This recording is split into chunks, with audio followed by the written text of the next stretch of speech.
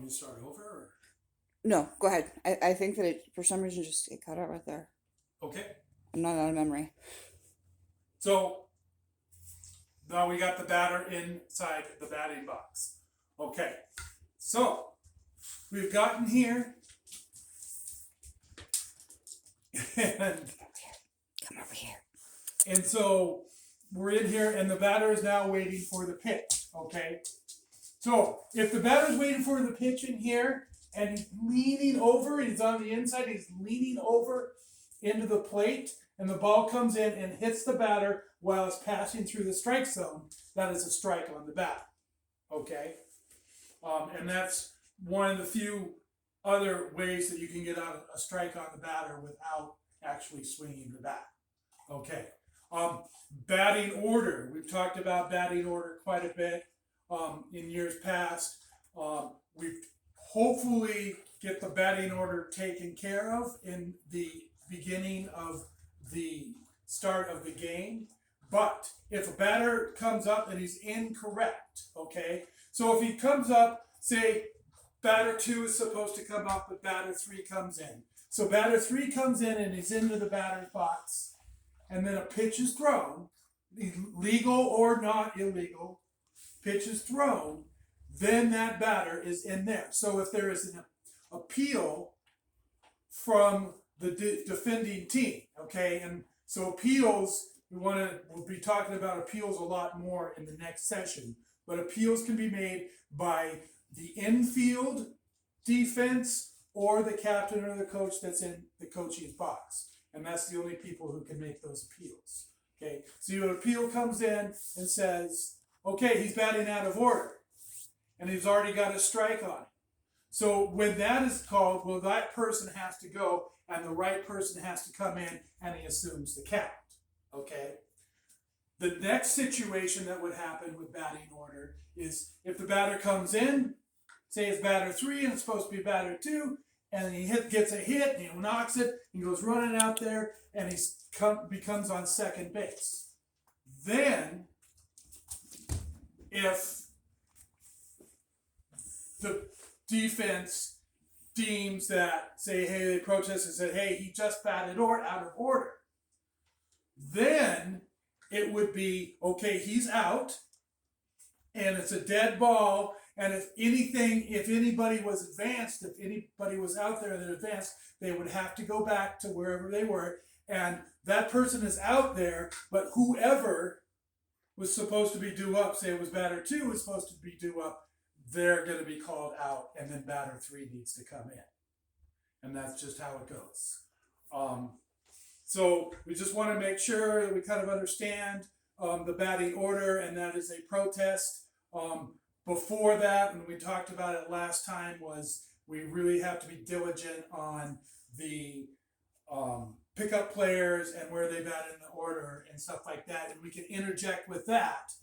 But batting out of order once you have gotten in the flow of the game, that is reliant on the scorekeeper, who is part of the team, who can make that protest as well with the captain or with the infielders. Okay, so we've gotten out of the whole incorrect batter thing. Okay, there's many reasons of how the batter can be out just by being here without lining out or getting a bat out here. Okay, so the one thing is the altered illegal bat and such. In league, we're probably not going to be wanting to do a whole lot of throwing people out or just taking them out if they have an incorrect, an illegal bat. We probably want to be a little bit more user friendly with that. Definitely for tournaments, it would be an out and a possible ejection, but that would be up to the UIC or the tournament director, and we can talk about that later. Okay, so if I'm up here to bat and the pitch comes in, and as soon as I take the swing and I make contact with my bat, a foot has to be completely outside of the batter's box while I'm making contact. And it's dead ball, and that's an out. Okay, so if I'm here and I lift my foot, and for some reason my foot is still up in the air, and I swing and I'm still in the batter's box, it's not an out.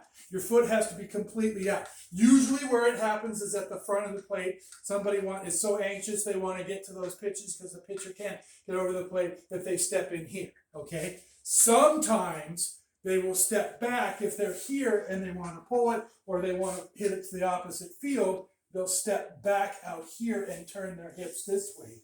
And so you can see where my foot is out. And that would be an out on making contact. Okay? The other thing is if you come in here and any part of the foot touches the plate while you're making contact, dead ball, batter is out. Okay? Chopping at the ball straight down to make it bounce up high is an out. Bunting the ball, automatic out.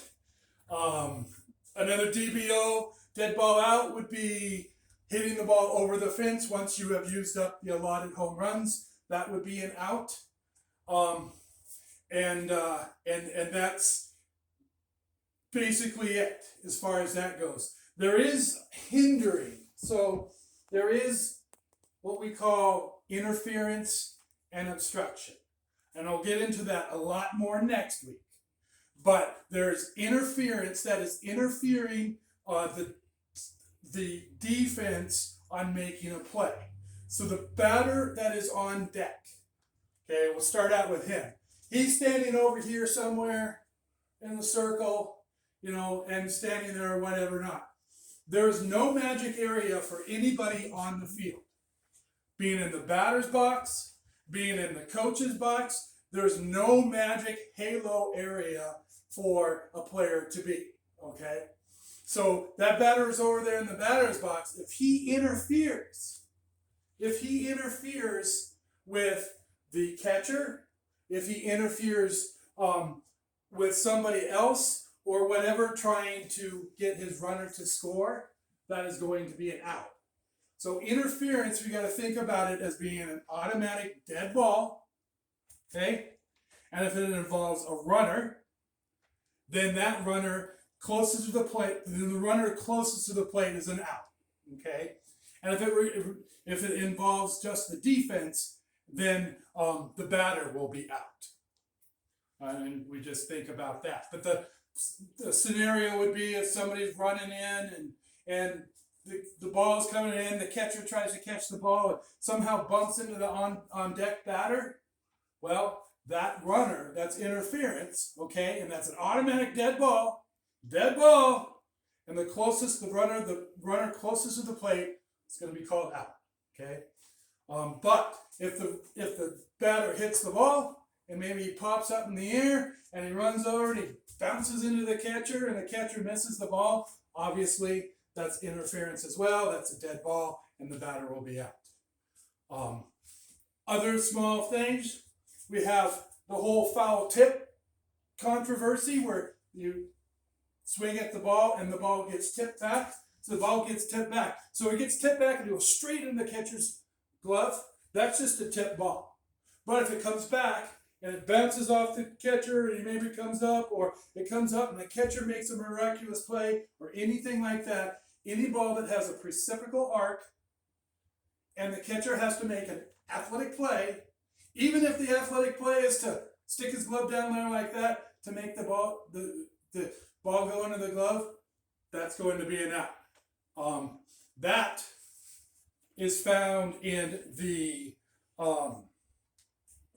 supplement, the rules supplement in the back of the rules book, where a lot of these things can be found as well within the officials softball rule book of 2020, and this is what I'm going over. I'm talking about Rule 7. So if you flipped to your page and you got into Rule 7, it would be in here, okay? And remember, we are using slow pitch 12-inch. We're not doing modified 16-inch. That is something different. Slow pitch 12-inch is what we're going with. Okay, so that's basically it on the whole batting thing.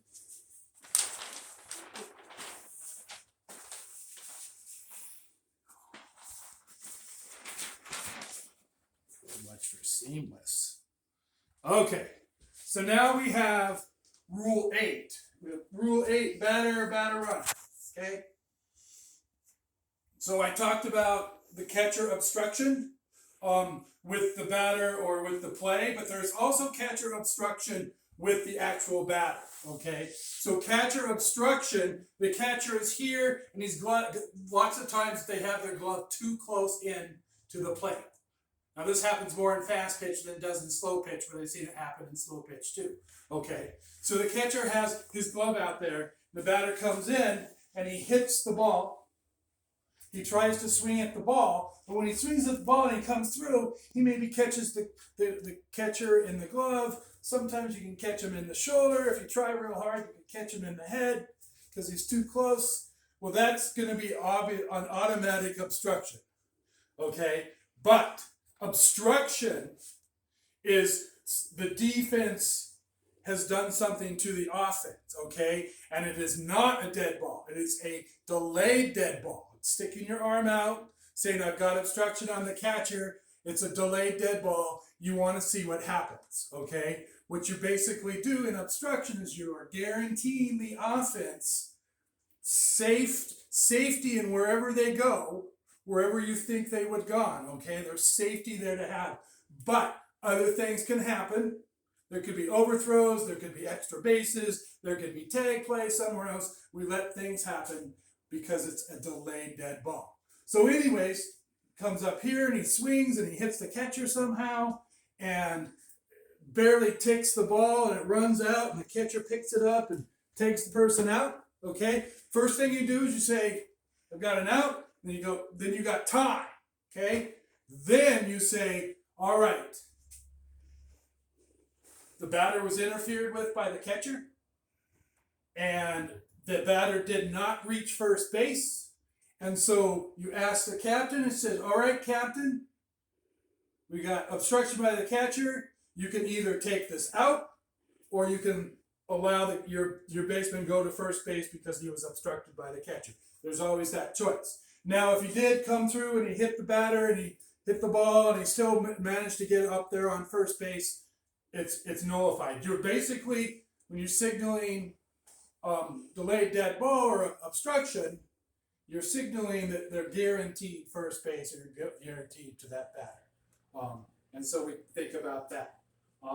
If the catcher is really lippy while there's pitches are coming and everything else, any intent to distract or deceive the runner or the offense by any defensive player is deemed obstruction. Okay? So if there's that whole swing, batter swing, and that sort of thing, and a lot of that going on, you can deem that the catcher is obstructing the batter. You can remove the catcher if they're going to be continue to be lippy, and it's going to be sort of that judgment play feel. You know, sometimes you feel like it might be warranted, and it's not. You know, it's okay. And then there's other times when people kind of cross the line. Then you got to take some warnings, hopefully some warnings, and some more warnings, and then take action. Okay. Let's see. The runner is out. Okay. There's a lot of different ways that the runner obviously can be out. So there's a 3-foot running lane. Right here, there's a 3-foot running lane. It's 3/4 of the way up the line, and then it stops 3 feet before the bag. Okay? The runner, after he gets a hit, he's going to run up here. I've got a pen in my pocket. He's going to run up here. Okay? He runs up here, and you see a lot of the baseball players. They come up and they come into fair territory, and then they wing themselves right back out. Okay? So when he comes up here into fair territory, and maybe if the ball is down here by the catcher, if the catcher is obstructed by that runner being in fair territory to get the ball to first place, you can deem that as interference and call him out. If the runner runs up and he is in fair territory and the catcher throws the ball and tags him right in the back, that's a dead ball, that's interference, and then actually the closest runner to the plate is going to be the one who's going to be called out. So if there's somebody coming in from third base we're going to get an out over here. It's going to be a dead ball, and this person over the runner closest to the base, because it's affected by the runner interference, then the runner closest to the home base is going to be called out. Okay, and we can talk about that later, and everybody, we can all talk about that and give things and stuff. That actually happened to me in a tournament.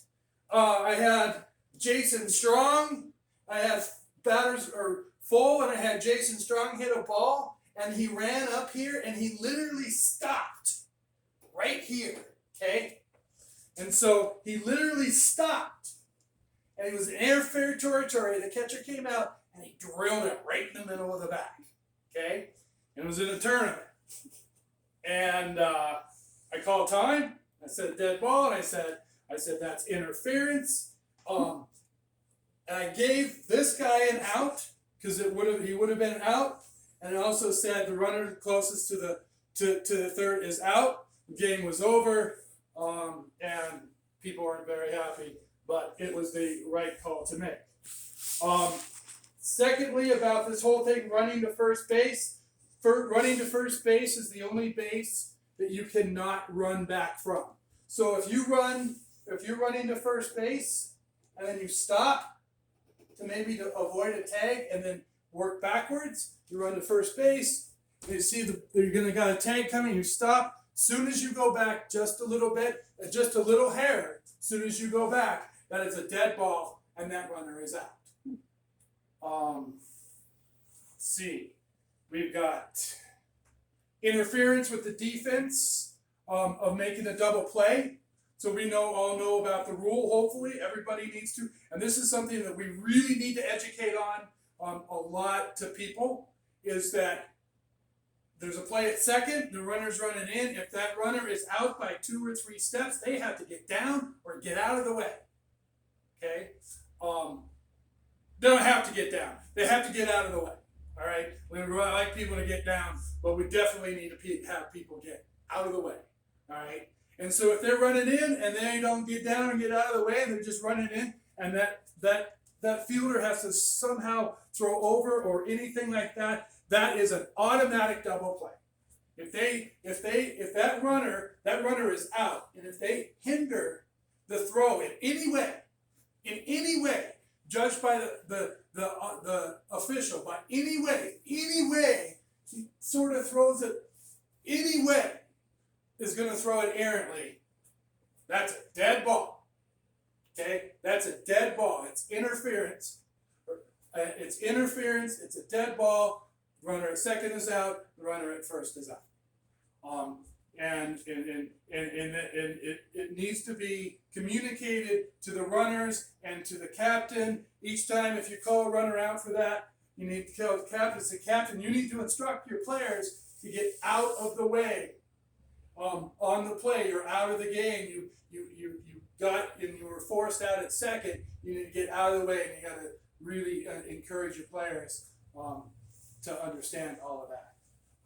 Okay, there is infield fly. Infield fly. Everybody needs to understand and be able to rip out the infield fly rule from beginning to the very end.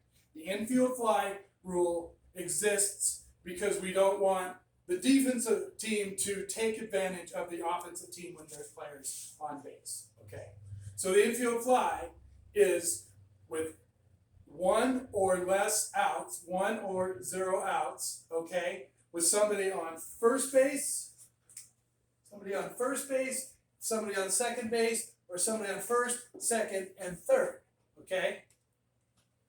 And so the ball gets hit up into the air, and as soon as it goes up into the air and it's going to be somewhere in the infield, you want to call it at its peak, and you want to sit there and you want to watch it go up, and you think of that's a reasonable effort. So it's reasonable effort upon the defense to catch that ball. Now there's times when there's not going to be reasonable effort, all right?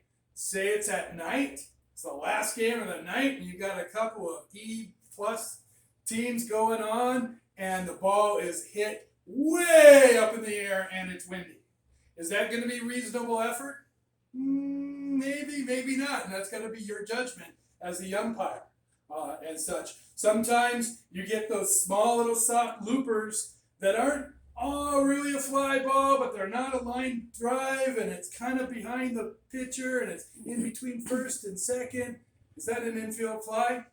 It's got to be upon your judgment. If there's going to be reasonable effort, if somebody has to lay out and dive for a ball, that's probably not leaving of reasonable effort. Secondly, if the defender has to turn his shoulders to come back here to get under the ball for an infield fly, that is no longer of reasonable effort. They actually had to make a play on it. Now, sometimes you're doing a upper game, and the shortstop could pretty much be anywhere on the field to catch that ball. You could call it an infield fly.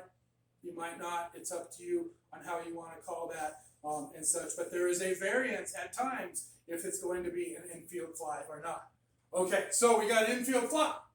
So what you got to do is you got to say, I got infield fly. Batter is out. If fair. And you want to say if fair is if it's hit over to the first base side or if it's hit over to the third base side. Because sometimes wind catches things and it drifts out and then there's no longer an infield fly. It's just a foul ball situation.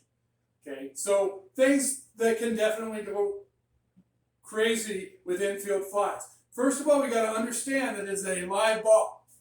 It is a live ball. And live things can happen, okay? So you call an infield fly, you say batter is out. Sometimes that batter doesn't know what they're doing, and they keep running. That batter potentially could get another out for another player, because if they run around and that defense thinks that they need to make a play on that batter or on that runner that's really no longer in the game, that could be an issue, and that's kind of in a test question we'll talk about later. But things can happen. The ball doesn't necessarily need to be caught at that time. So when you get the ball and the ball is hit and it goes up in the air and you call infield fly, batter is out, if fair, and then the first baseman comes underneath it and goes right past their hand, bounces down on the ground, bounces up in the air, rolls foul. Foul before if it bounces here and then rolls foul before the bag, no longer an infield fly. That ball is now a foul ball. Okay? It's a foul ball. But if the ball goes up in the air and it drops over here and then it rolls past the bag or hits the bag, it's still a fair ball and the infield fly is in effect because this was a foul ball here. So it's just a strike unless there's two strikes and then the batter is out there. But it's just an infield fly. Okay. So they don't actually have to catch it for that person being out. But if they do have to catch it, if the ball stays in, the ball comes down and hits somebody in fair territory, then it remains fair even if it now goes foul and such. So you get all these craziness and people that don't know what's going on. So it goes up, it's an infield fly, first baseman goes to catch it, and it lands, and the first baseman watches it lands, it bounds over their head, and it goes off in the grass. Well, everybody can advance. You don't even have to tag up because the ball was never caught. So maybe there was somebody on second, okay, and third. And the ball's way up over here and it lands here. Well, maybe this person came down to here, and this person came down here to advance, lands here, and it bounces way over here. Well, this person scores. This person comes around, that person scores. Okay? If the ball is up in the air and it is actually caught, it can still be tagged upon. The person over here could tag and come down here if the ball was caught up in the air, infield fly, because it's not a dead ball. You don't have to tag. So the ball's up in the air, you got infield fly. The runner does not have to tag if the ball is dropped. It is not a caught ball because we're still in a live ball situation. So the runner doesn't the runner does not have to tag up. The runner literally could come over here. I could call infield fly. They could walk all the way down the line and be all the way down here. You know, and then they're just looking, and that ball gets caught. They could just run back here because first base is probably going to think about throwing back to third to try to double them up. If they do, they throw it, you know, and then they throw it over third base, and then obviously craziness ensues and everything runs around and people are screaming at you and everything else. And you got to say, hey, read the rule book. No, you don't say, hey, read the rule book. You call in the captains. Hey, captains, this is what I had. This is what I'm ruling. You have questions. They say no. All right, let's go. You get somebody in the outfield and they start yelling at you. You say time. That's enough. I don't want to hear anything else from you again. And then they say yeah, but you say no. You're out of here. We'll talk about special circumstances at another time.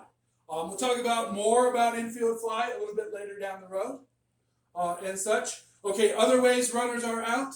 Okay, the infielder, if there's a sharp line drive, say, and it's first and second, and there's one out, and a sharp line drive, and that infielder goes to catch the ball, but doesn't really catch it, he just sort of deflects it down. Okay, that's an automatic dead ball, runner's out. That's cheating. Can't do that. That's basically what an infield fly does to protect, so you can't double people up and such. So the infield can't intentionally drop it. Other ways, this one is very unique way. It comes under protest. So the runner's running down, okay? The runner's running down the baseline here. We've got two bases. We got the colored bag and we have the white bag. And it's a bang play. And we got first baseman. He got his foot on the white bag. The ball's coming in from second base. Okay? And then that runner comes in and he hits first base as he goes through. If the first baseman says, hey, he hit first base before the guy turns around and comes back to take his spot, you've got an out on a protest by the first baseman. First baseman is the only one that can make that protest. The only one that can make that protest. And he must make that protest before the runner comes back to secure that bag. On a bang play, the runner has to come over here to the orange colored bag. Has to come over to the orange colored bag. But the protest, if he doesn't, the protest is here with the first baseman only. It is not the coach. It is not whatever. These players can yell at the first baseman and say, hey, protest, but the words actually have to come out of the first baseman's mouth. Then you can call it out. Okay.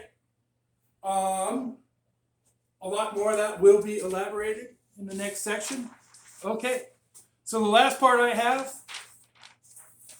touching bases in legal order. My cue card person didn't show up. Okay. Touching bases in legal order. The bases must be touched in reverse order. So if they're going them around and people go around and they're going this way, and then this person's got to go back. If they go underneath, when it happens a lot, and they go back, okay, that's a protest. An appeal play with the defense. It can be live ball or it can be dead ball. We'll talk about that more as we go along. So live ball, you just say the shortstop said, hey, he missed first base or he missed second base. We're throwing it back. And you see that happen because you saw it and you watched the whole thing because you were out here watching the whole thing. You saw it happen. You said, yeah, live ball, they throw it in, you got it out. Okay? Or the defense can wait and this person goes back here. Okay? Then you got a time. And then shortstop says, hey, Blue, he missed second base. They don't even have to throw the ball in there. He said, yeah, he did miss second base. Get an out. Runner on first is out. And that's how live ball or dead ball plays. It goes and such. And so those would be your appeal situation. And we'll talk more about appeals and that sort of thing a little bit later in the season. Okay.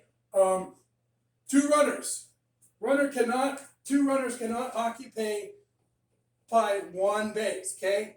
It's the person who first achieved this base that comes to second base. We just reached maximum size. How long did I talk? You're at 30.3. 30 minutes? Yeah. Damn. I didn't